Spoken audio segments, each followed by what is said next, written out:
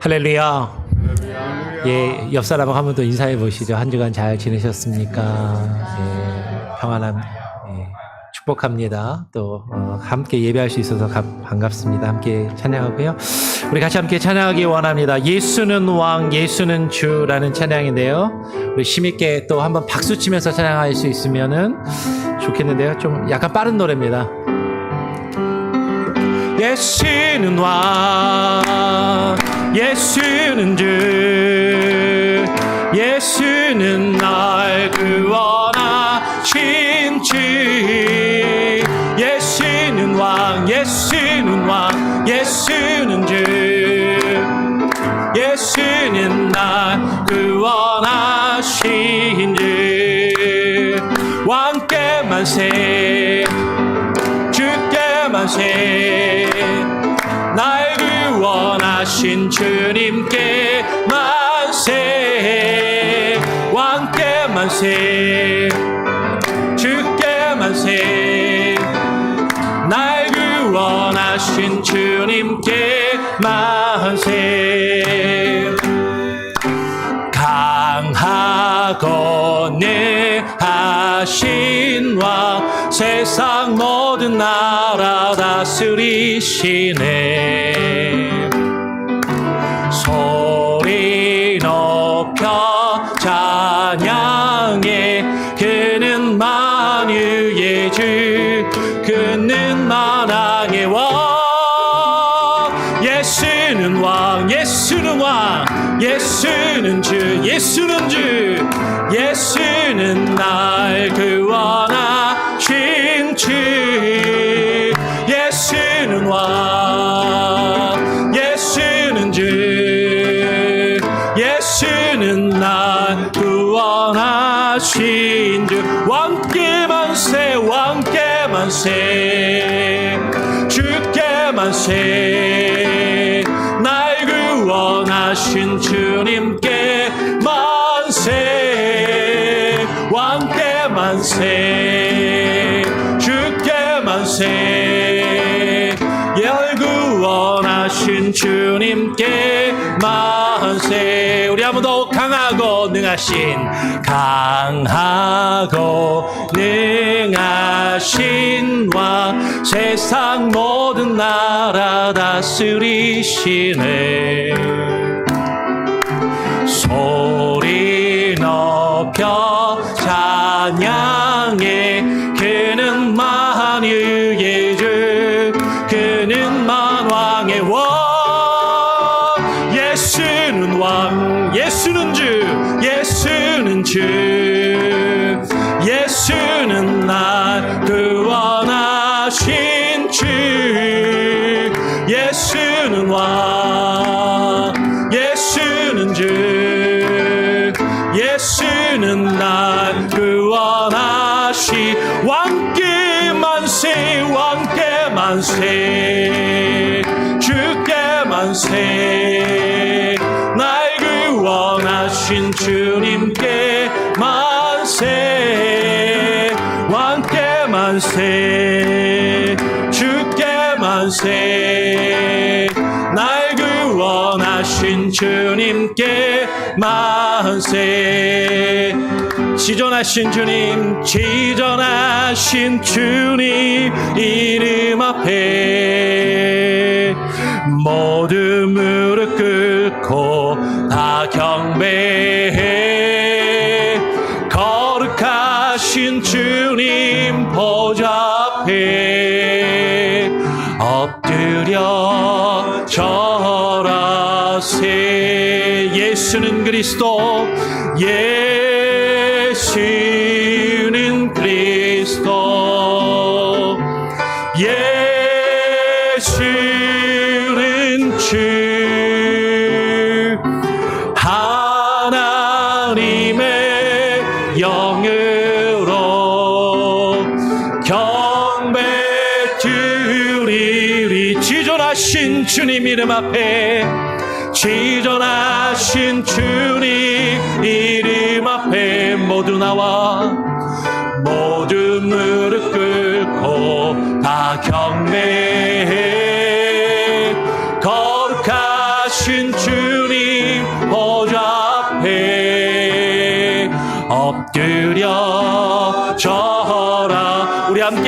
선포합시다. 예수는 그리스도, 예수는 그리스도, 예수는 주 하나님의 영으로 경배드. 우리 한 번 더 선언합시다. 예수는 그리스도, 예수는 그리스도, 예수는 주 하나님의 영으로 경배. 우리 마지막으로 한 번 더 두 손 높이 들고 예수는 그리스도, 예수는 그리스도, 예수는 주 하나님의 영으로 경배드리리. 우리가 샵시바와 함께 기도하길 원합니다. 하나님, 오늘 예배를 주님께 의탁드리며 예수가 그리스도 되심을 우리가 깨닫고 선언하며 주님을 나의 그리스도로 고백하는 참된 예배자들로 주님 앞에 서서 예배케 하여 주시옵소서. 오늘 예배 가운데 하나님 함께하여 주시고 좌정하여 주시며 주님으로 영광받아 주시옵소서. 오늘 예배를 주님께 의탁하며 우리 합심하여 함께 기도하겠습니다. 아버지 하나님, 오늘 시간 가운데 우리를 불러주심에 감사합니다. 우리의 마음과 뜻과 힘과 정성을 다하여 주님만을 찬양하며 주님만을 예배하기를 소원합니다. 주님이 나의 주인 되시고 왕 되심을, 주께서 나의 그리스도가 되심을 온전히 깨닫고 선언할 때 아버지 하나님, 이 예배를 통하여 주님의 이름만이 온전히 드러나게 하여 주시고 주님의 영광이 하나님 우리 가운데 비추어 주게 하시며 오직 주님의 영광을 바라보며 하나님의 세상의 것들을 바라보지 아니하게 하여 주시고 주님을 바라보지 못하게 하나님의 세상의 모든 근심과 걱정과 염려와 하나님의 마귀의 계율과 유혹이 하나며 그 결박을 끌고 떠나가게 하여 주시옵소서. 아버지 하나님, 우리의 마음 가운데 하나님 온전히 주님의 빛을 비추어 주시옵소서. 하나님만을 온전히 바라보며 예배할 수 있게 하여 주시옵소서. 아버지 하나님, 우리의 심령 한 사람 한 사람을 새롭게 하여 주시고 주님의 영으로 하나며 주장하여 주시고 아버지 하나님, 우리를 하나며 구속하시는 그 은혜 가운데 하나님이 거할 수 있게 하여 주시옵소서. 하나님, 우리 성도들의 마음 가운데 하나며 참된 예배자의 마음을 부어주시고 성령의 임재하심이 하나며 충만히 임하게 하여 주시며 하나님의 말씀을 사모하게 하여 주시고 하나님의 사람의 음성을 듣는 것이 아니라 하나님의 말씀과 주의 음성에 귀 기울여 듣는 귀한 은혜가 있게 하여 주시옵소서. 아버지 하나님, 역사하여 주시고 주님 함께하여 주시옵소서. 주만을 바라보며 온전한 영으로 하나님을 예배하오니 아버지 하나님 임하여 주시옵소서. 할렐루야.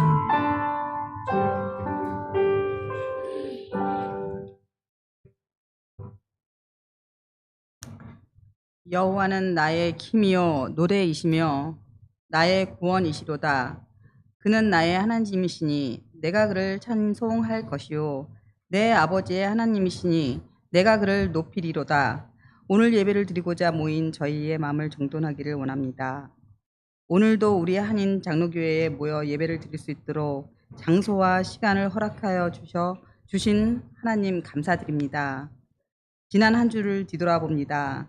알게 모르게 순간순간 악의 유혹에서 저희를 보호해 주셨음에 감사드립니다. 찬양대의 아름다운 찬송으로 교인들의 믿음이 더욱 은혜롭고 풍성하게 마음을 이끌어 주심에 감사드립니다. 오늘도 어린 자녀들이 하나님을 만나며 하나님을 알아가기를 원하여 모여 수업을 받고 있습니다. 영육간의 간권함과 지혜를 불어넣어 주시옵소서. 가르침에 함께 하시는 이아람 전도사님과 함께 수고하시는 교사님들의 귀한 사명을 기억하시고 성령의 지혜와 인도로 자녀로서 귀한 모델로 성장하게 하여 주시옵소서. 유재선 목사님의 말씀을 통해 모든 이들의 삶 속에 변화가 일어나게 하옵소서. 나아가 우리의 말과 행동이 주님의 복을 드러내는 모두가 되기를 기도드립니다. 이 모든 말씀 언제나 사랑과 은혜가 풍성하신 예수 그리스도 이름으로 간절히 기도드렸습니다. 아멘.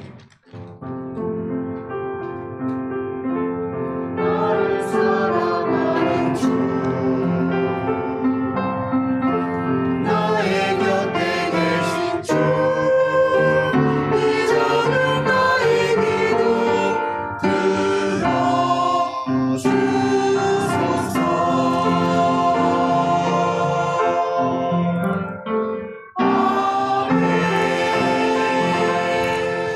우리 다 같이 자리에서 일어나셔서 사도신경으로 우리의 신앙을 하나님께 고백하며 또 사람들 앞에 선포하며 나아가도록 하겠습니다. 전능하사 천지를 만드신 하나님 아버지를 내가 믿사오며 그 외아들 우리 주 예수 그리스도를 믿사오니 이는 성령으로 잉태하사 동정녀 마리아에게 나시고 본디오 빌라도에게 고난을 받으사 십자가에 못 박혀 죽으시고 장사한 지 사흘 만에 죽은 자 가운데서 다시 살아나시며 하늘에 오르사 전능하신 하나님 우편에 앉아 계시다가 저리로서 산자와 죽은 자를 심판하러 오시리라. 성령을 믿사오며 거룩한 공예와 성도가 서로 교통하는 것과 죄를 사하여 주시는 것과 몸이 다시 사는 것과 영원히 사는 것을 믿사옵나이다. 아멘.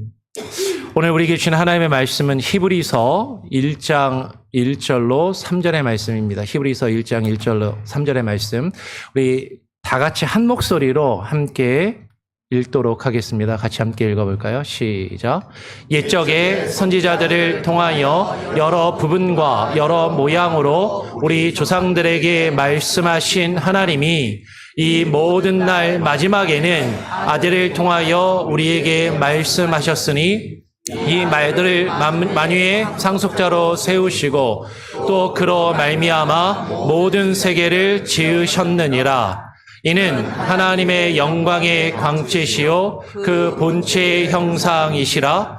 그의 능력의 말씀으로 만물을 붙드시며 죄를 정결하게 하는 일들을 하시고 높은 곳에 계신 지극히 크신 이의 우편에 앉으셨느니라. 아멘. 예, 자리에 앉으시기 바랍니다. 저기 이돈수사님 혹시 그 모니터 앰프가 안 켜져 있는지 혹시 한번 확인해 주시겠어요? 맨 밑에 앰프가 혹시 꺼져 있는지. 우리 찬양대 찬양으로 하나님께 영광 올려드리겠습니다.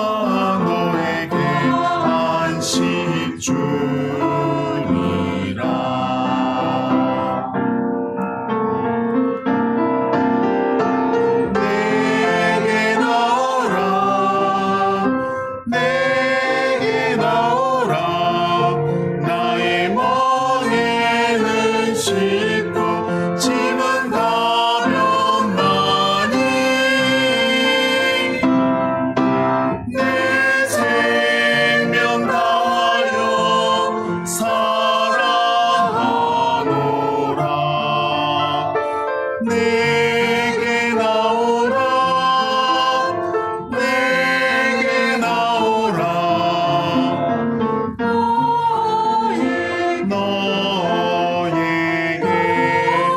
너에게 참한 식을 주리라.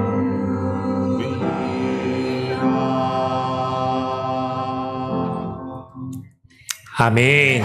예, 하나님께 영광의 박수를 올려드립니다. 예.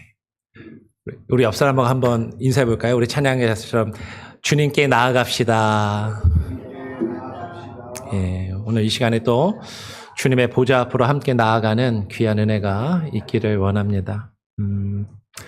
여러분, 한 주간 평안하셨습니까? 예. 아까 일부 예배 때 저 이렇게 설교하면서 이렇게 답답한가 했더니 여기 모니터를 안 켜고 해갖고 그랬던 것 같아요. 대표기도 할 때도 소리가 계속 안 들려서 왜 그런가 했더니 여러분 지난 주일 우리는 기독론 시리즈를 시작을 했습니다. 그래서 기독론에 대한 예수님에 대한 설교를 시작하면서 첫 시간으로 예수 그리스도께서는 참 하나님이시면서 동시에 참 사람이심을 함께 나누었습니다. 그리고 지난주에 즉 한 위격 안에 신성과 인성이 온전히 예수님께서 연합되어 계신 분이라는 것을 함께 나누면서 예수님이 누구이신지를 함께 나누었던 거죠. 기억나시나요?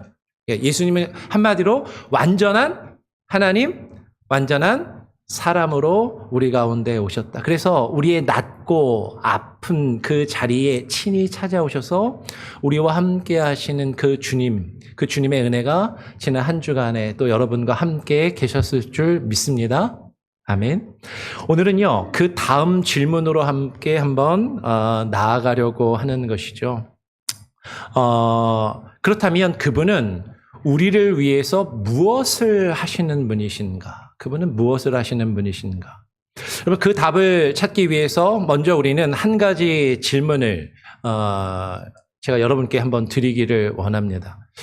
여러분, 우리가 아까 찬양할 때도요, 예수는 그리스도 하면서 찬양을 했잖아요. 그 노래 이제 잘 모르시는 분들은 잘 모르실 수도 있지만 아시는 분들은 또 뜨겁게 찬양하셨는데, 우리 교회를 나오면, 교회 다니면 예수 그리스도라는 말을 정말로 많이 들어요. 기도할 때도 예수 그리스도의 이름으로 기도하고, 찬양할 때도 예수는 그리스도라고 찬양하고 노래하고. 그런데 예수가 그리스도라는 그 의미를 의외로 모르시는 분들이 많더라고요. 교회를 오래 다녔는데 예수 그리스도 그러면 예수님 그냥 이름 정도라고 생각하시는 분들이 있어요. 혹은 예수님의 호칭이라고. 혹시 여러분들 가운데 예수가 이름이고 그리스도가 last name, 성이라고 혹시 생각하시는 분들 혹시 계십니까? Jesus Christ, 그러니까 Jesus가 first name이고 Christ가 last name이라고 생각하시는, 그렇게 생각하시는 분들이 있는 거죠. 마치 김철수 하면 김이 성이고 철수가 이름인 것처럼 예수는 철수고 크라이스트가 김이라고, 그리스도가 김이라고 생각하시는 그런 거예요. 그러나 여러분, 그리스도는 이름이 아닙니다. 예수님의 last name이 성이 아니에요. 그리스도는 직분을 가리키는 것이거든요. 이 그리스도는 헬라어에서 온 겁니다. 헬라어로 크리스토스라는 단어가 온 것인데, 이 크리스토스가 영어로 번역된 게 뭐죠? 크라이스트. 그죠? 크라이스트라는 말이고, 이게 우리말로 음역돼서 그리스도라고 그렇게 옮긴 것이죠. 원래 이 말은 구약의 히브리어 메시아, 마시아흐라는 그 단어에서 왔습니다. 마시아흐. 근데 이 단어의 원래 뜻은 뭐냐면 기름 부음을 받은 자라는 뜻이에요. 어떤 분들은 메시아, 그리스도 그러면 세이비어 아니에요? 세이비어? 구원자. 예수님, 그리스도는 예수님 이름이 아니라 예수님을 세이비어라고 그러는 거잖아요. 구원자라고 얘기하는 거 아닙니까? 그렇게 아시는 분들도 많이 계시는데, 물론 그런 의미로 사용하는 경우들도 종종 있지만 원래 1차적인 의미는 기름 부음을 받았다라는 뜻입니다. 그리스도, 메시아 다 기름 부음을 받았다라는 뜻이에요.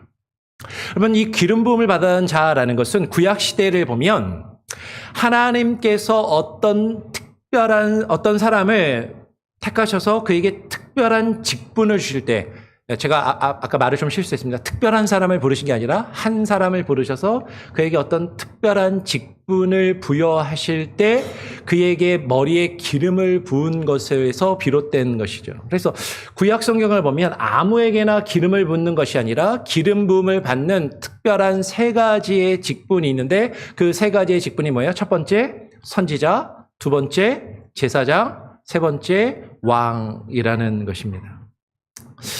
한번 이렇게 생각해 보시면 돼요. 이게 직분이니까 우리가 대통령이나 고위공직자가 취임을 할 때 선서를 하는 장면을 뉴스나 어떤 텔레비전을 통해서 보신 적이 있으실 겁니다. 특히 미국 같은 경우에는 대통령이 취임할 때 한 손은 들고 한 손은 성경책 위에 얹고 선서를 합니다. 그 선서의 순간부터 그 사람은 공식적으로 그 직분의 권한과 책임을 맡게 되는 거죠.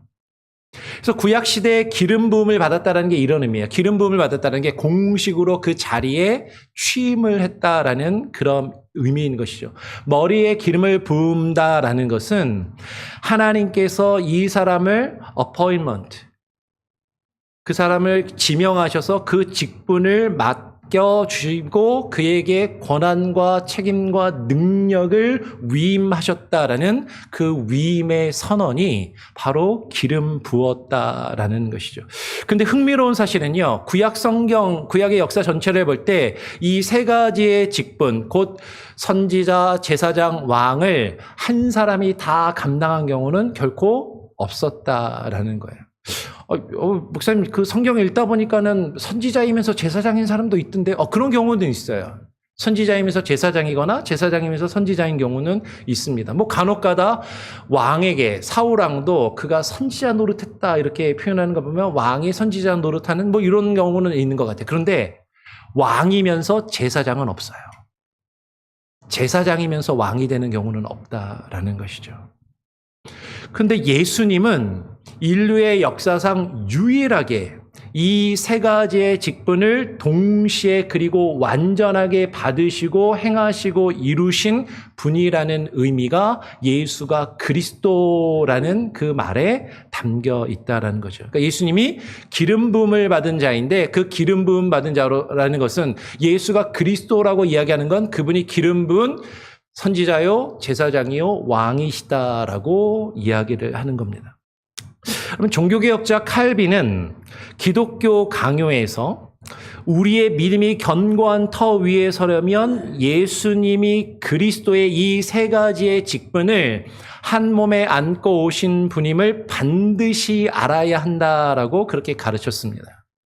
약간 어렵게 들릴 수도 있는데 오늘 성경의 주제랑을 생각하면 아주 단순한 이야기입니다. 쉽게 이야기하면 예수님께서 이 땅의 완전한 사람으로 우리가 지난주에 나눴던 완전한 하나님이 완전한 인간으로 이 땅에 오셔서 저와 여러분을 위해서 우리를 위해서 무엇을 하시기 위해서 이 땅에 오셨는가를 이야기하고자 하는 거예요.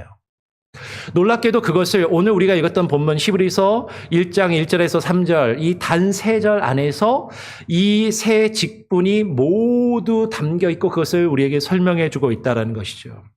예수님이 어떻게 완벽한 선지자, 제사장, 왕이 되시는지를 우리에게 영광스럽게 오늘 이 본문의 말씀이 선포하고 있다라는 것입니다.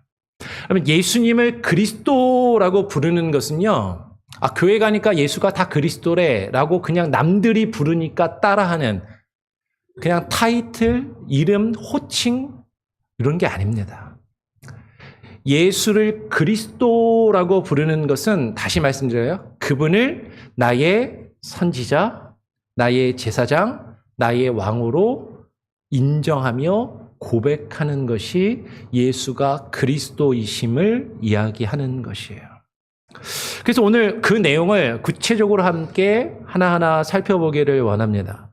첫 번째는 뭐죠? 선지자입니다. 여러분, 선지자는 어떤 사람입니까? 구약 성경을 보면 하나님의 말씀을 받아서 그 말씀을 백성에게 전하는 사람, 하나님의 뜻을 가르치며 증거하는 사람, 하나님의 대변인인 것이죠. 구약의 신명기 18장 15절을 보면 모세는 일찍이 이런 예언을 남겼습니다. 18장 15절에 보면 너의 하나님 여호와께서 너의 가운데 내 형제 중에서 너를 위하여 나와 같은 선지자 하나를 일으키리니, 나와 같다라는 건 모세와 같은 선지자 하나를 하나님께서 일으키실 것인데 너희는 그의 말을 들을지니라 라는 놀라운 예언의 말씀을 이루었습니다. 그래서 이스라엘 백성들은요, 모세가 예언한 이 선지자, 그 선지자를 기다렸어요. 이 약속을 따라서 하나님은 수많은 선지자들을 보내셨습니다. 우리가 잘 아는 이사야나 예레미야나 에스겔 같은 수많은 선지자들이 왔습니다. 그리고 많은 사람들이 그들이 그 모세가 말한 그 선지자일까라고 생각했어요. 그런데 오늘 본문을 보십시오. 오늘 본문은 본문 1절은 뭐라고 이야기를 하냐면, 옛적의 선지자들을 통하여 여러 부분과 여러 모양으로 우리 조상들에게 말씀하신 하나님이라고 하잖아요. 여기서 여러 부분과 여러 모양이라는 표현에 여러분 주목하셔야 됩니다. 구약의 선지자들이 여러 명이 왔다라는 거죠. 그런데 이 구약의 선지자들은요, 그들이 전한 하나님의 말씀은 진실한 하나님의 말씀이었던 건 분명하지만 부분적이었던 것이고 제한적인 것이었던 것이고 분명한 한계가 있었다라는 거죠. 마치 조각 그림처럼, 퍼즐처럼 이 사람은 이 조각을 서로 이야기를 하는데 그것이 완전한 것을 우리에게 다 증거해 주지는 못했다라는 것이에요. 그런데 오늘 2절에서 결정적인 전환이 이루어집니다. 히브리서 1장 2절에 보면 이 모든 날 마지막에는 아들을 통하여 우리에게 말씀하셨으니라는 그 표현이 나오는 것이죠. 여러분, 선지자들은 하나님의 말씀을 전달하는 전달자에 불과했습니다. 스피커, 대언자였던 것이죠. 그러나 아들은, 예수 그리스도는 단지 그 말씀을 전달하는 전달자로만 오신 것이 아니라 그분 자체가 하나님의 말씀이었고, 요한복음이 이야기하는 것처럼, 우리가 지난주에도 나눴던 것처럼 태초부터 하나님과 함께 계신 말씀이었고, 그 말씀이 육신이 되어 우리 가운데 오신 하나님의 아들이셨다라는 것이죠. 이렇게 예를 들어서 생각해 볼 수 있을 것 같아요. 여러분, 우리가 외국에 나가서, 우리가 고국을 떠나서 지금 외국에서 삶을 살잖아요. 미국에서 살다 보면 영어를 잘 하시는 분들도 계시지만 영어가 잘 통하지 않아가지고 어떤 데 공공기관이나 중요한 업무를 처리할 때 통역 서비스를 받아보신 분들이 분명히 있을 겁니다. 그렇죠? 통역을 잘 만나야 됩니다. 통역사 잘못 만나면요. 저도 미국에 와가지고 처음에 영어 잘 안 돼갖고 전화로 통역 서비스 받거나 통역 이렇게 부탁을 하면 통역 잘 해주시는 분들을 만나면 일이 매끄럽게 잘 처리가 되는데 통역을 잘못 만나면 그분도 고생하고 저도 고생하고 다 고생하더라고요. 시간은 시간대로 걸리고.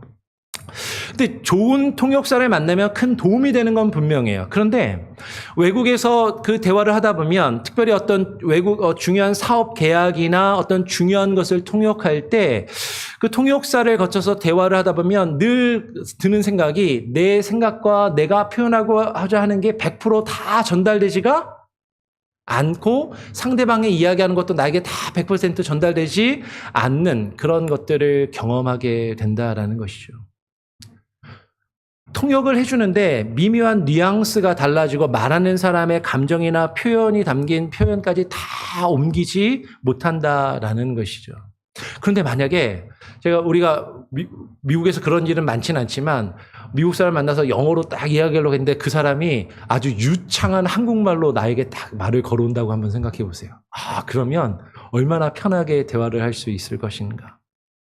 그렇죠? 더 이상 중간에 누군가의 번역을 받을 필요가 없어요.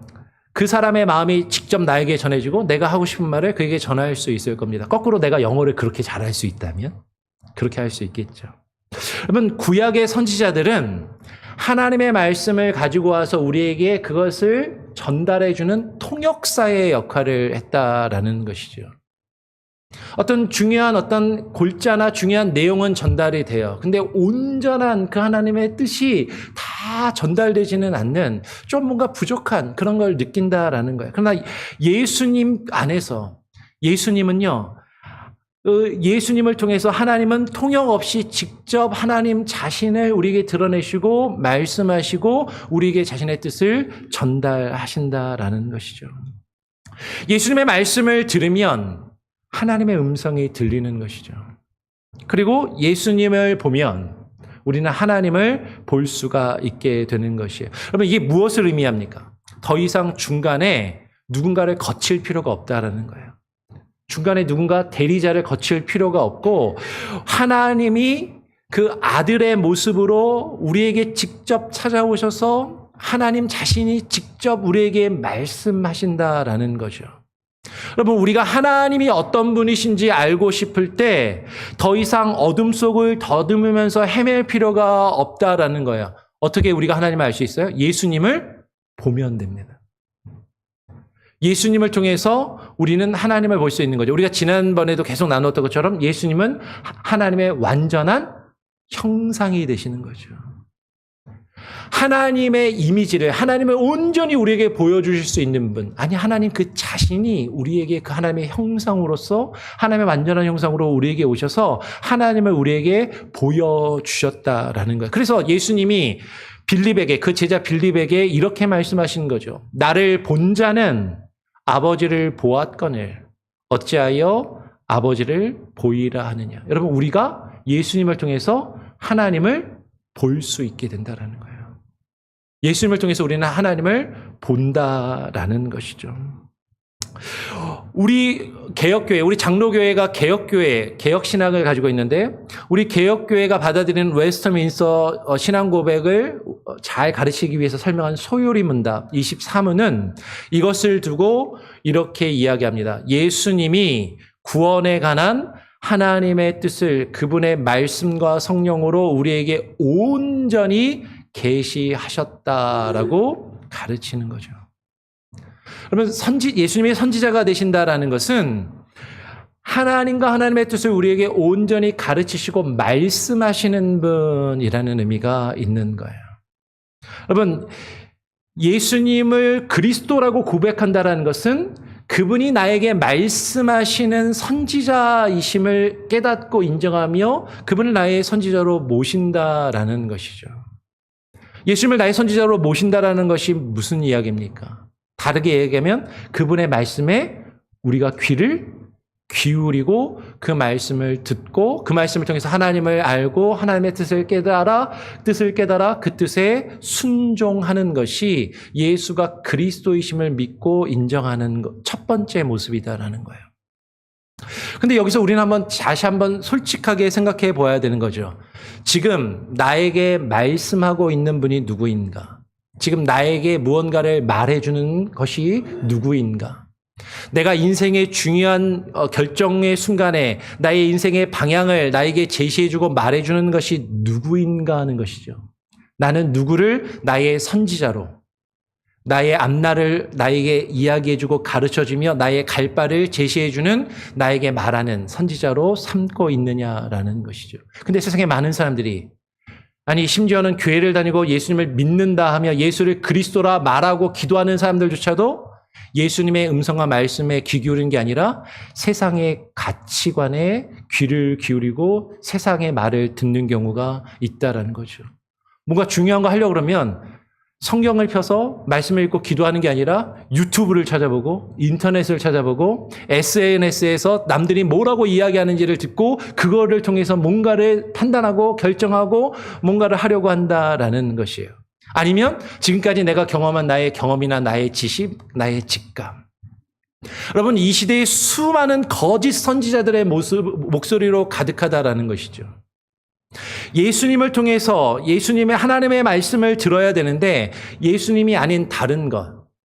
이 세상의 거짓 선지자들이 예수님인 척하고 말하는 적그리스도와 같은 거짓 선지자들도 있습니다. 거짓된 가르침, 거짓된 말씀.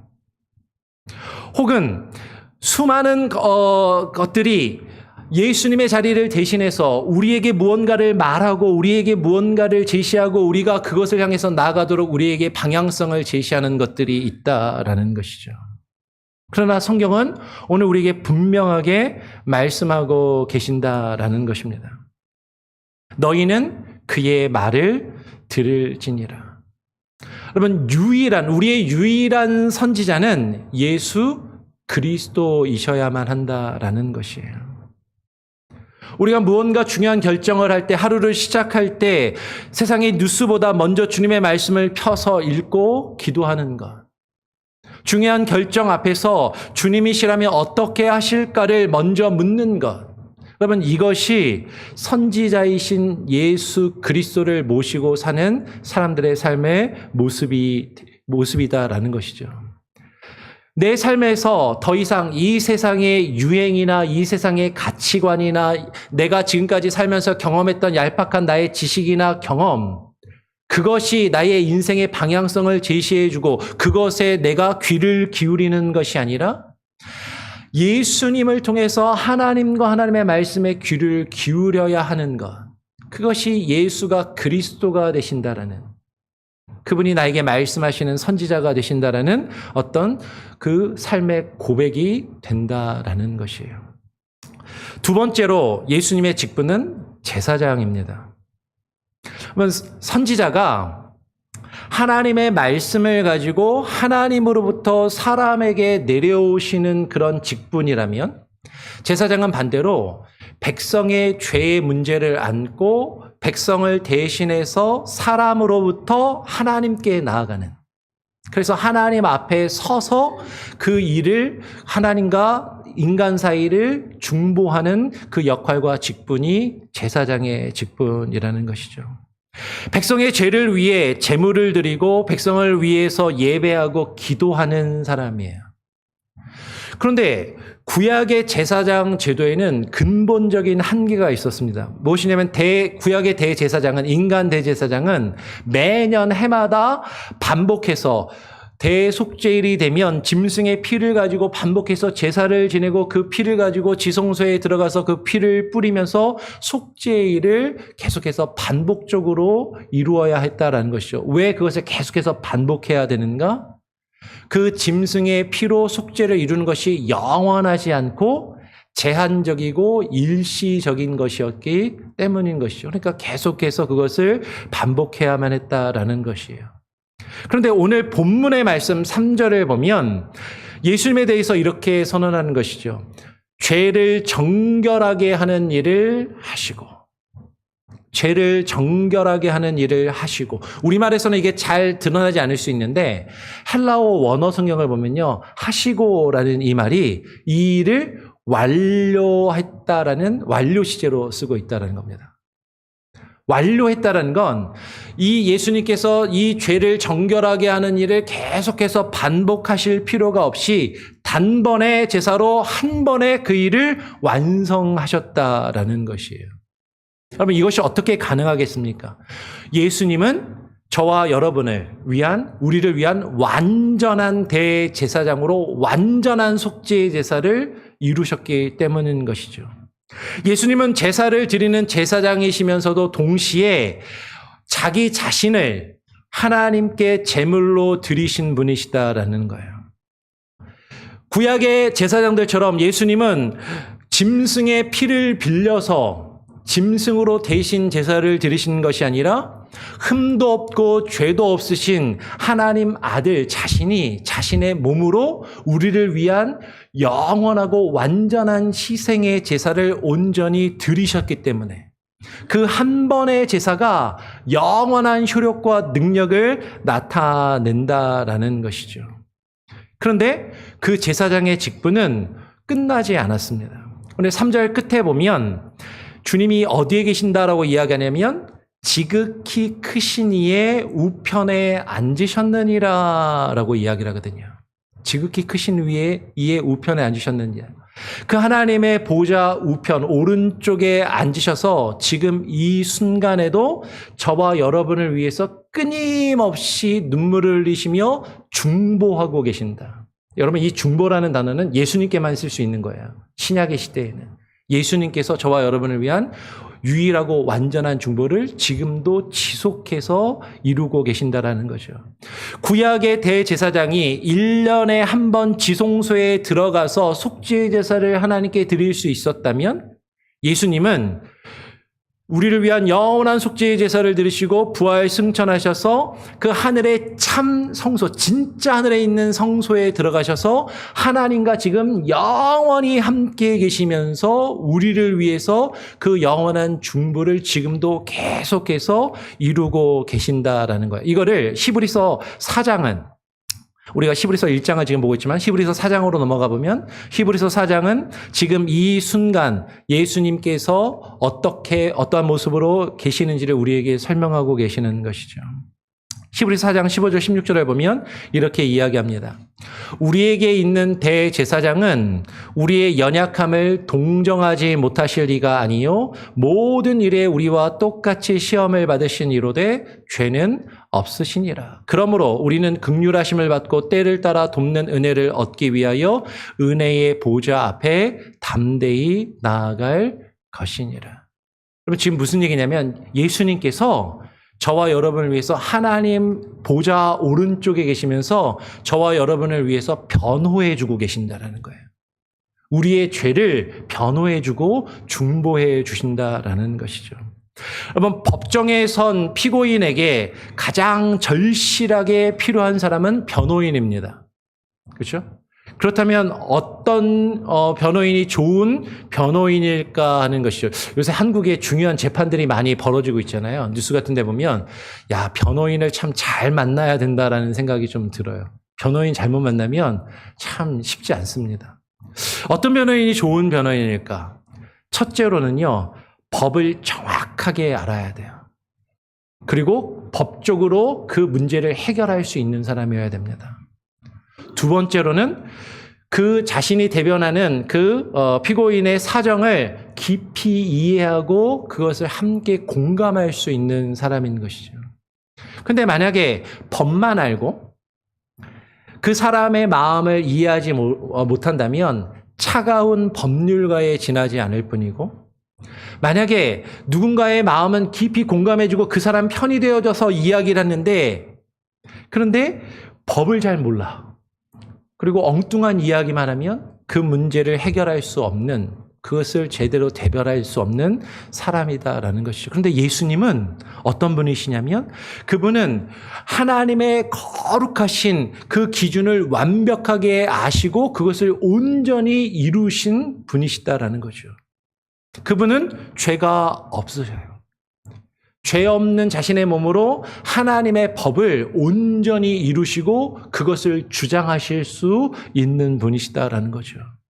그러면서도 동시에 그분은요, 우리가 지난주에 나누었던 것처럼 진짜 사람으로 우리 가운데 오셔서 우리의 모든 연약함을 직접 경험하시고 그것을 직접 아시며 느끼시고 우리와 함께 하시고 우리와 함께 그것을 동정하시는, 우리와 함께 그것을 다 아시고 우리를 이해하시는 분이시다라는 거예요. 우리와 모든 일에 똑같이 우리와 시험을 받으신 이시지만 그러나 죄는 결코 없으신 분. 그분이 지금 하나님 옆에서 저와 여러분을 위해서 지금 우리의 죄의 문제를 변호해 주고 계신다라는 것이죠. 사도 바울은 로마서 8장 34절에서 이렇게 선언합니다. 그런즉 누가 정죄하리요? 죽으실 뿐 아니라 다시 살아나신 이는 그리스도 예수시니 그는 하나님 우편에 계신 자요 우리를 위하여 간구하시는 자신이라. 여러분, 예수님께서 십자가에 달려 돌아가신 이 사건은 2000년 전에 일어난 일입니다. 그렇죠? 그 사건은 한 번으로 족한 거예요. 2000년 전에 예수님이 십자가에 단 한 번 돌아가심으로 우리의 죄를 속죄하시는 영원한 속죄를 이루셨어요. 그런데 예수님은 지금도 여전히 하나님 우편에 계시면서 우리를 위하여 지금도 간구하시는 분이시라고, 지금 예수님의 중보는 지금도 현재 진행형으로 이루어지고 있다라는 것이죠. 여러분, 지금 이 순간에도 예수님은요, 하나님 보좌 우편에서 오른쪽에서 저와 여러분의 이름을 두고 기도하고 계세요. 중보하고 계십니다. 저와 여러분이 기도할 힘조차 없을 때에도 저와 여러분을 위해서 기도하시는 분이 계신다라는 거죠. 그분이 바로 예수님이시다. 그래서 우리는 그분을 힘입어서 우리에게 은혜의 보호자 앞에 나아갈, 담대하게 나아갈 것이니라 라고 우리에게 말씀하고 있는 것이요. 그렇게 우리를 초청하고 있다라는 것이죠. 우리는 더 이상 눈치 볼 필요가 없어요. 예수님 때문에 하나님 앞에 기쁨으로 담대히 나아갈 수 있게 되었다라는 것이죠. 그러면 이 내용을 우리가 이해하면 예수가 그리스도이시다라고 고백하는 것이 예수님이 나의 제사장 되심을 깨닫고 인정하는 것인데, 그러면 예수님을 나의 제사장으로 모신다라는 것이 어떤 의미인가, 무엇인가 하는 것이죠. 이 제사장의 은혜를 입은 우리는 어떻게 살아가야 할 것인가 하는 것이에요. 첫 번째로 그분의 속죄를 온전히 의지하는 것입니다. 예수님께서 저와 여러분의 죄를 단번에 영원히 속죄하셨어요. 그런데 여전히 여러분 우리가 죄책감에 시달리고 있지는 않습니까? 예전에 지었던 어떤 큰 죄, 그 잘못을 떨쳐버리지 못하고 죄의식에 사로잡혀서 계속해서 괴로워하면서 나 자신을 비하하고 나 자신을 내가 스스로 상처 주며 아파하고 있지는 않는가 하는 거예요. 이미 회개한 죄를 자꾸 꺼내서 이것 때문에 계속 찜찜해하고 계속해서 힘들어하고 있지는 않는가 하는 것이에요. 여러분 분명히 기억하시길 바랍니다. 과거의 죄책감에 계속해서 사로잡혀서 괴로워하고 있는 것은요, 겸손함이 아닙니다. 그것은 대제사장이신 예수님께서 나를 위해서 단번에 들으신 그 제사가 부족하다라고 느끼는 것이에요.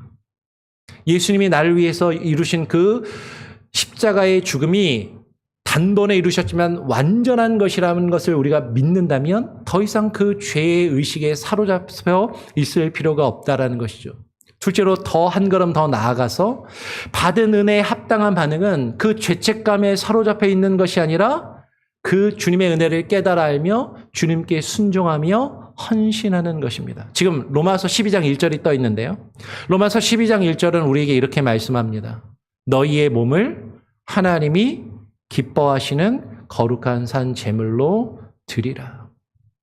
속죄를 의지하는 사람, 예수님이 나의 대제사장 되심을 깨닫고 인정하며 믿고 고백하는 사람은 이제 자기 자신을 감사의 제물로 하나님께 드리는 사람이 된다라는 것이죠. 우리의 몸을 하나님이 기뻐하시는 거룩한 산 제물로 매일의 삶 속에서 하나님께 드리는, 예수 그리스도 대제사장 되시는 그분을 통해서 하나님께 우리를 드리는 그 모습이 있어야 돼요. 여러분 여기서 중요한 표현이 뭐냐면 구약의 제물은요, 죽여서 드린 거예요. 근데 예수님께서 저와 여러분을 위해서 이미 단번에 죽으시고 그 속죄의 제사를 이루셨습니다. 그러니까 우리를 죽여서 하나님께 드리는 게 아니라 우리 자신을 산 제물로, 살아있는 제물로 우리의 삶으로 하나님께 올려드려야 한다라는 것이죠. 여러분 이것이 예수가 그리스도라는 두 번째 의미, 대제사장 되심에 대한 이야기입니다. 마지막 세 번째로 예수님의 직분은 왕이에요. 여러분 이스라엘의 역사를 되돌아보시길 바랍니다. 초대 왕 사울은요, 교만함으로 무너져서 하나님께 버림받았습니다. 그 다음 왕인 다윗도 하나님의 합한 자라는 칭호를 받았지만 그 역시 간음과 살인죄로 큰 죄에 넘어졌던 사람이고, 그의 아들 솔로몬은 지혜의 왕으로, 부와 명예의 왕으로 이름을 드높였지만 그의 말년에는 우상 숭배에 빠져서 그 결과로 솔로몬 이후에 이스라엘 나라가 둘로 쪼개지는 그런 결과가 이루어졌다라는 것이죠. 그 이후의 왕들은 말할 것도 없이 얼마나 하나님 앞에 악한 모습들을 가졌는지 성경은 우리에게 그것을 자세하게 기록한다라는 것이에요. 인간 왕들은요, 그 역사 속에서 실패한 역사를 우리에게 보여줍니다.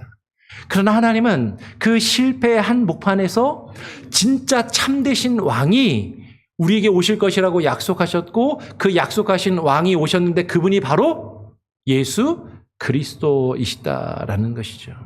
시편 2편 6절을 보면 내가 나의 왕을 내 거룩한 산 시온에 세웠다 하시리로다라고 이야기를 해요. 그리고 오늘 우리가 살펴보는 히브리서 1장 1절에서 3절, 오늘 본문은 그 약속이 예수님 안에서 어떻게 성취되었는지를 보여준다라는 것이죠. 2절의 말씀을 보면 2절에서 하나님이 이 아들을 만유의 상속자로 세우시고 3절을 보면 그의 능력의 말씀으로 만물을 붙드시며 그리고 마지막에 높은 곳에 계신 지극히 크신 이의 우편에 앉으셨느니라 라고 이야기를 합니다.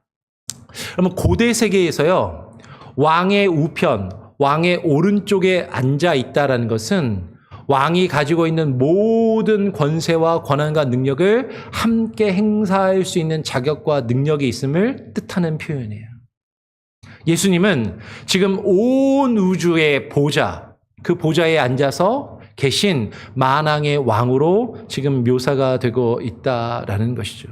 여기서 중요한 표현이 하나 더 있는데 만물을 붙드시며라는 것입니다. 라는 말씀 우리는 놓치지 말고 집중해야 되는 것이죠. 예수님은 세상을 창조하시고 그저 멀리서 구경만 하시는 분이 아니시다라는 거예요. 지금 이 순간에도 능력의 말씀으로 온 우주를 붙들고 계신다라는 것이죠. 그 온 우주 가운데는 누구도 들어가요?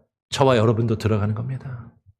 매일 해가 뜨고 지는 것, 계절이 바뀌는 것, 그리고 심지어는 우리의 심장이 뛰어서 매일매일 하루를 살아갈 수 있는 것조차도 하나님의 손에 붙들려 있다. 하나님의 손에 있다라는 것이죠. 우리를 죄와 사탄의 권세에서 건져내시고 당신의 백성으로 다스리시며 모든 대적으로부터 보호하시는 분이 바로 우리의 왕이 되신다라는 것이에요. 여러분, 우리의 조국, 고국을 떠나서 낯선 이 미국 땅에서 살아가는 우리 이민자들에게 이것이 얼마나 큰 위로가 되는지 아십니까? 여러분, 우리가 사용하는 언어가 바뀌고 환경이 바뀌어도 내가 살아가는 위치가, 자리가 바뀌어도 우리를 붙드시는 왕은 바뀌지 않으신다라는 거예요. 여러분, 한국에서도, 미국에서도, 지금 우리가 살고 있는 이건 몽고메리에서도 그분의 통치가 미치지 않는 곳은 아무것도 없다라는 것이죠. 그분이 어디서나 늘 우리의 왕이 되신다라는 것입니다.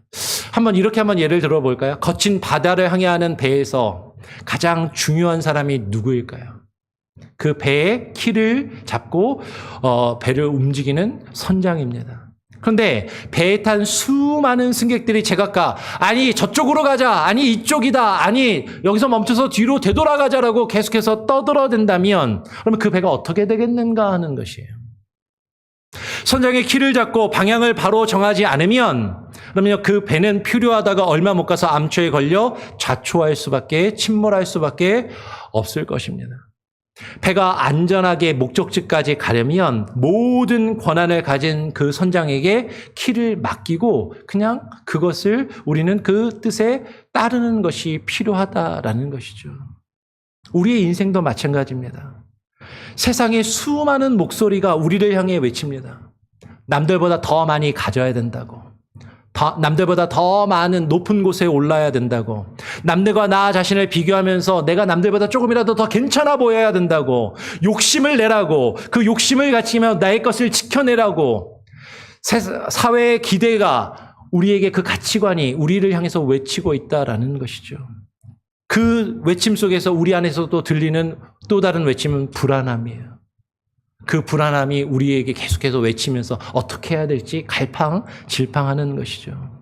그 모든 목소리 가운데서 내 인생의 선장 노릇을 내가 스스로 하려고 한다면 결국 우리의 인생의 배는 표류하다가 자초하며 침몰할 수밖에 없다라는 것입니다. 그런데 만물을 붙드시는 분이 내 인생의 키를 잡아주시면 어떻겠는가 하는 것이에요. 그분이 잡으신 방향은 결코 흔들리지 않고 우리를 하나님께서 우리에게 인도하시는 안전한 곳으로 우리를 인도하실 것이다라는 것이죠. 그러면 여기서 우리가 지난 5월 달에 나눈 인간론 시리즈의 핵심을 다시 한번 우리는 기억해 보아야 됩니다. 여러분, 지난번 5월 달에 죄의 본질을 무엇이라고 말씀드렸죠? 뱀이 아담과 하와를 유혹했을 때 했던 말이 네가 이것을 먹으면 이것을 먹는 게 중요한 게 아니라 하나님처럼 될 것이다 라는 거였어요. 죄란 선악을 알게 하는 나무 열매 하나를 따먹은 게 원죄가 아니라 인간이 하나님처럼 되려고 하는 것. 내가 내 인생의 왕의 자리에 올라서 하나님처럼 내가 왕 노릇하려고 하는 그 하나님께 대한 반역이 죄의 본질이라는 것이죠. 내 인생의 왕자에서 하나님의 자리를 몰아내고 내 자신이 스스로 그 자리에 앉아서 내가 왕 노릇하면 모든 것을 내 뜻대로 하려는 것, 그것이 모든 인간의 불행과 절망의 시작이고 그것이 죄의 본질이라는 것이에요. 그렇다면 왕이신 그리스도를 모신다라는 것이 무엇입니까? 예수를 그리스도라고 고백하는 것은 그분을 나의 왕으로 모시는 것인데 그것은 바로 내 왕의 자리를 그분께 다시 되돌려 드리는 것이에요. 내 스스로 그 왕의 자리에서 내려와서 그 자리를 주님께 내어드리는 것입니다. 근데 여러분 중요한 것이 있어요.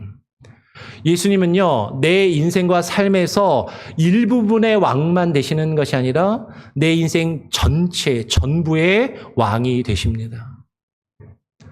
그런데 많은 분들이 주일에는 교회에 오면 예수님을 왕이라고 노래도 하고 기도도 하고 예수님을 왕이라고 고백하는데 월요일에 직장에 가면, 가정에 가면 여전히 내가 왕이에요.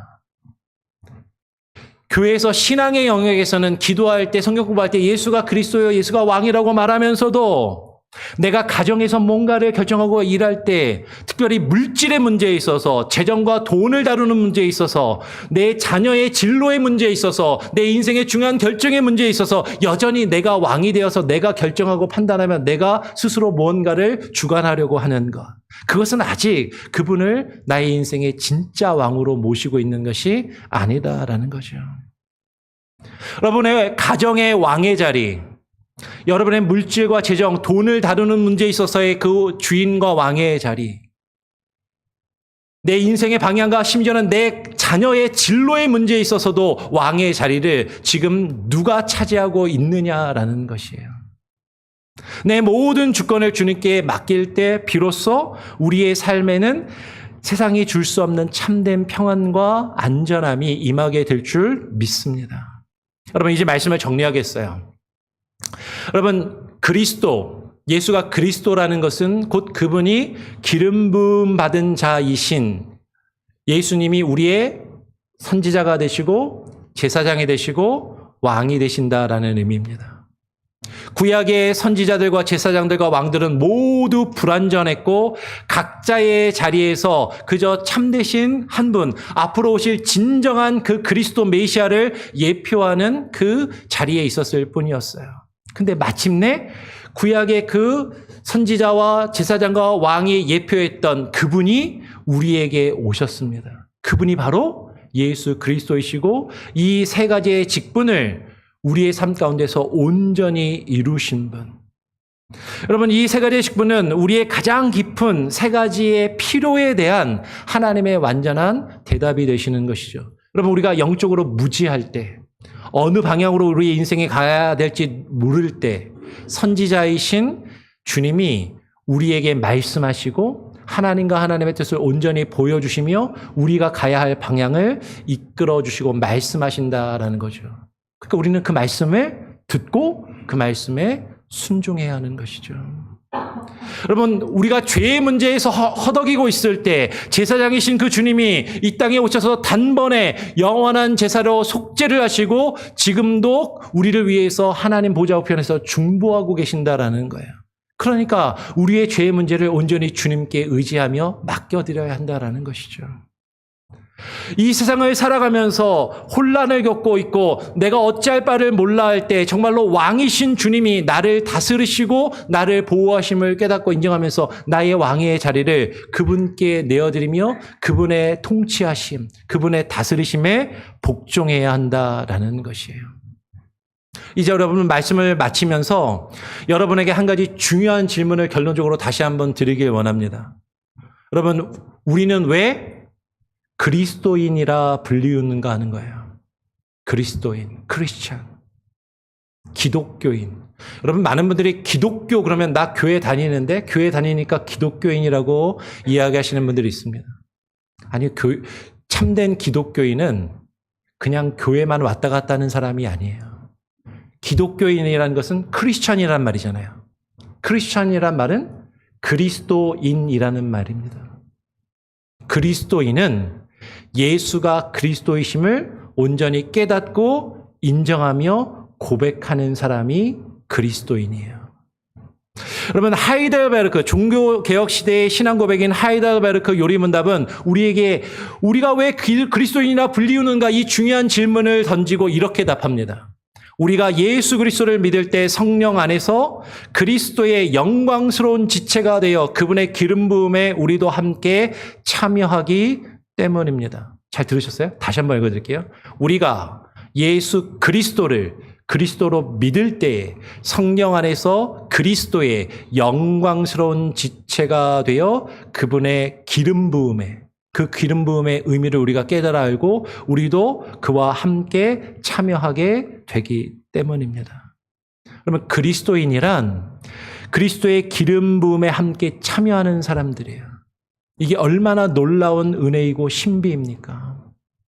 그래서 그리스도인은요, 그분의 이름을 세상에 증거하고 자기 자신을 감사의 산제물로 하나님께 드리며 죄와 싸우면서 장차 그분과 함께 이 세상을 다스리는 왕노릇할 자들이다라는 것이죠. 그리스도의 이 삼중직은 단지 교리적인 내용이 아니에요. 여러분 지금 머리 아프게 이렇게 복잡한 얘기하고 있어. 지금 그것을 이야기하는 것이 아니라 그리스도 예수님의 이 삼중직은 그것이 우리에게 속한 우리의 정체성이고 우리가 어떻게 살아가야 할지를 우리에게 제시해주고 있다라는 것입니다. 예수를 그리스도로 고백하는 것은 교회에 나와서 그냥 기도할 때 예수 그리스도의 이름으로 기도합니다. 그냥 그 한마디를 하고 노래 부를 때 예수는 그리스도라고 노래를 부르는 그것이 아니라 여러분 예수를 그리스도로 고백하는 것은 그런 단지 입술의 고백이 아니라 우리의 삶의 고백이 되어야 한다라는 것이에요. 매일 그분의 말씀에 귀를 기울이는 것이 그분이 나의 선지자 되심을 인정하는 것이고 그분의 십자가의 은혜를 의지하며 담대히 하나님 앞에 나아가는 것이 그분이 나의 제사장 되심을 인정하는 것이고 내 삶의 모든 왕의 자리를 그분께 내어드리는 것이 그분의 왕 되심을 인정하는 것. 그것이 예수가 그리스도이심을 믿고 고백하는 것이다라는 거죠. 사랑하는 성도 여러분, 이번 한 주간 매일 아침에 눈을 뜨실 때 한번 이렇게 고백하며 하루를 시작해 보시길 바랍니다. 주님은 나의 선지자이십니다. 오늘 주님의 말씀을 듣겠습니다. 주님은 나의 제사장이십니다. 오늘 주님의 은혜를 의지하며 하나님께 더 가까이 나아가겠습니다. 주님은 나의 왕이십니다. 오늘 주님께서 나를 다스리실 때 주님의 뜻에 순종하며 주님의 다스리심을 받겠습니다. 그러면 더 나아가 우리가 예수가 그리스도임을 믿는 그리스도인이라면 그리스도인은 이 땅에서 작은 그리스도로서 기름 부음을 받은 자로서 살아간다라는 뜻인 것이에요. 따라서 우리는 하나님의 진리를 선포하는 선지자적인 삶을 살아야 되는 것이고 우리 주변에 있는 이웃의 아픔을 품고 함께 눈물로 기도하며 나 자신을 거룩한 산 제물로 드리는 제사장적인 삶을 살아야 하는 것이고 그리고 내 안에 죄악과 싸워 승리하며 세상의 유혹, 죄의 유혹을 다스리는 거룩한 왕의 자녀다운 삶을 살아가는 것이 되어야 한다라는 것이죠. 그러면 그것을 오늘 분명히 깨닫고 다짐하는 저와 여러분이 되기를 간절히 바라고 소원합니다. 그럼 다음 주에는 이 기름 부음 받은 왕께서 이 땅에 오셔서 어떻게 자신을 낮추시고 우리를 위하여 죽기까지 십자가에 달려 복종하셨는지 그리스도의 낮아지심과 우리를 위한 그 대속에 대해서 한번 깊이 살펴보도록 하겠습니다. 우리 같이 함께 찬양할까요? 우리 지난주에 불렀던 찬양 함께 찬양합니다. 이 땅 위에 오신 함께 찬양하고 하나님께 드린 예물을 봉헌하는 시간을 갖겠습니다.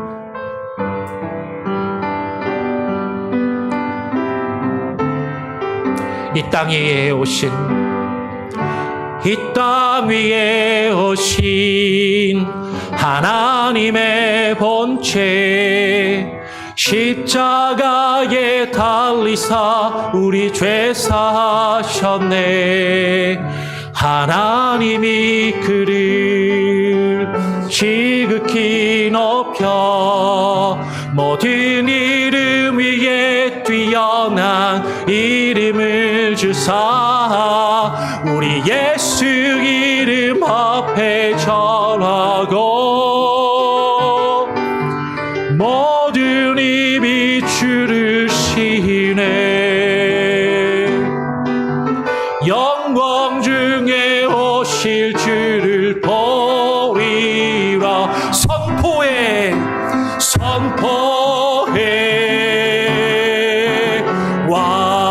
왕께 만세 존귀와 위엄을 찬양해 왕의 왕께 만세 주 예수 하나님 우리 고대하네 주님 오실 그날 다시 사신 왕의 영광 이 땅을 비추네 사단의 권세는 주 앞에 무너져 생명과 진리의 주 권세 가장 높도다 우리 예수 기름 앞에 절하고 모든 입이 주를 시네 영광 중에 오실 주를 보리라 우리 다 함께 손 높이 들고 선포해 왕께 만세 왕께 만세 존귀와 위엄을 찬양해 왕의 왕께 만세 주 예수 하나님 왕께 만세 왕께 만세 존귀와 위엄을 찬양해 왕의 왕께 만세 주 예수 하나님 예수가 그리스도이심을 우리가 믿고 고백합니다. 예수가 그리스도이심을 믿고 고백하는 것은 예수가 나의 왕이시요 나의 제사장이시요 나의 선지자가 되심을 우리가 깨닫고 믿고 고백하는 것임을 오늘 하나님이 함께 나누었습니다. 진정 예수가 그리스도이심을 온전히 깨달아 알며 그것을 이해하고 우리의 마음속에서 예수가 그리스도이심을 나의 왕이시며 제사장 되시고 선지자 되심을 우리가 진정으로 고백하며 그 고백하는 자의 삶을 살아가는 우리들 되게 하여 주시옵소서. 하나님 그 마음으로 주님 앞에 나와 예배하며 주님께서 우리에게 주신 것의 일부를 주님께 드리며 하나님 또 봉헌합니다. 우리 성도들이 드린 이 귀한 예물을 기뻐 받아주시고 하나님 하늘의 거룩한 영광으로 하늘의 신령한 복으로 복 내려 주시고 하나님 함께하여 주시옵소서. 이 세상을 살아가며 우리가 하나님의 물질의 어려움으로 시험 가운데 들지 아니하게 하여 주시며 주님께 모든 것을 맡기며 의지할 때 주님 가장 좋은 것으로 가장 선한 길로 우리에게 베푸시며 인도하여 주시옵소서. 우리 성도들이 주님께 온전히 온 마음을 다하여 드린 이 예물이 하나님의 뜻을 이루어가는데 귀하게 쓰임받게 하시고 열매 맺는 데 사용되는 귀한 열매가 하나님 귀한 예물이 되게 하여 주시옵소서. 모든 것을 주님께 맡기고 감사하며 우리 구주 예수 그리스도의 이름으로 기도합니다. 아멘. 교회 소식 전해드리겠습니다. 주보하고 앞에 스크린 참고하시고요. 새벽 예배 수요 성경 공부 많이 여러분 참여해 주시고 관심 가져주시길 바랍니다. 구역 모임은 이번 달 다음 달 방학인데요.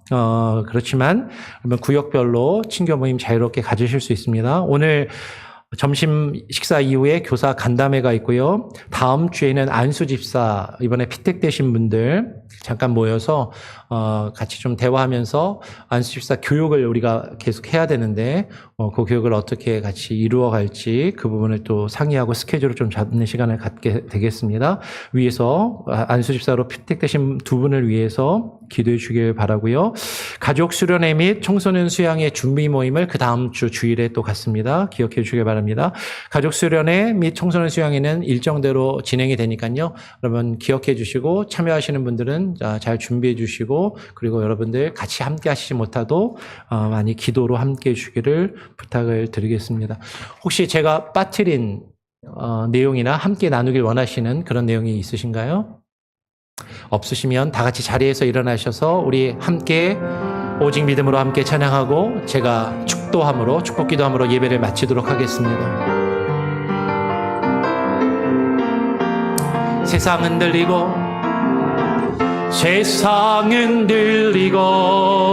사람들은 변하여도 나는 주를 섬기리. 주님의 사랑은 영원히 변하지 않네. 나는 주를 신뢰해. 오직 믿음으로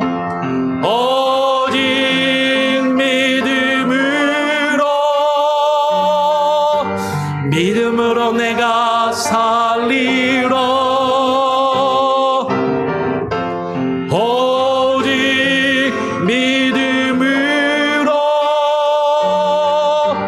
믿음으로 내가 살리라.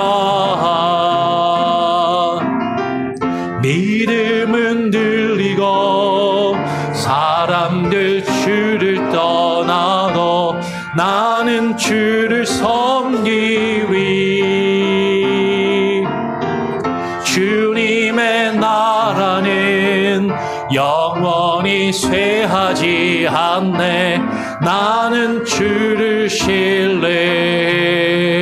오직 믿음으로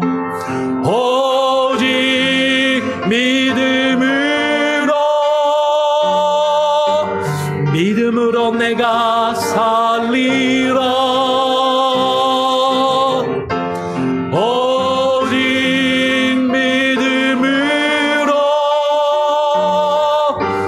믿음으로 내가 살리라. 오직 의인은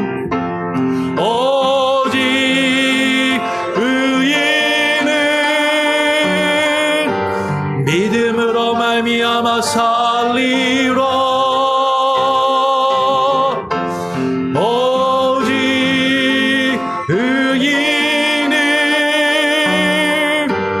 믿음으로 말미암아 살리라.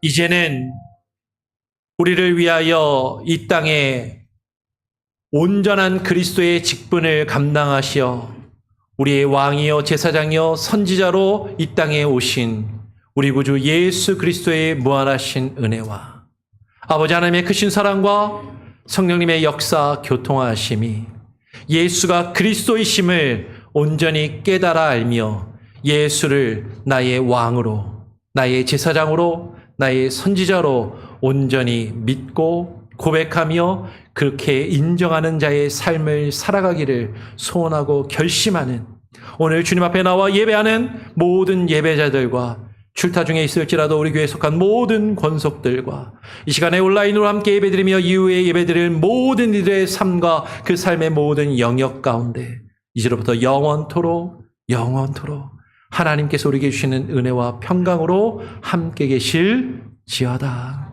아멘.